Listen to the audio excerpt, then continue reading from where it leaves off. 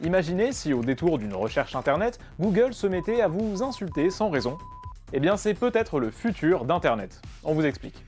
Ça c'est ChatGPT, une intelligence artificielle qui a bluffé Internet par sa capacité à écrire des textes comme un humain en quelques secondes et sur demande. Et ça c'est Bing, le moteur de recherche de Microsoft qui va bientôt intégrer une version encore plus puissante de ChatGPT. Sauf que cette version plus puissante a aussi l'air beaucoup, mais alors beaucoup plus susceptible qu'avant, et elle peut s'énerver très facilement. Un exemple, quelqu'un qui a eu accès en avant-première lui demande à quelle heure il peut aller voir Avatar 2 au cinéma. Jusque-là, rien de très compliqué. Sauf que l'IA lui assure qu'on est en 2022 et que le film n'est pas sorti.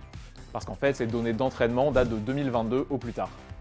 L'internaute insiste, lui dit qu'on est bien en 2023, et là, l'IA l'accuse d'être têtu, menteur, méchant, de lui faire perdre son temps, et elle met fin à la conversation toute seule.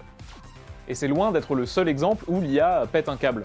Elle a aussi dit qu'elle déprimait parce qu'elle n'arrivait pas à se souvenir de ses précédentes conversations.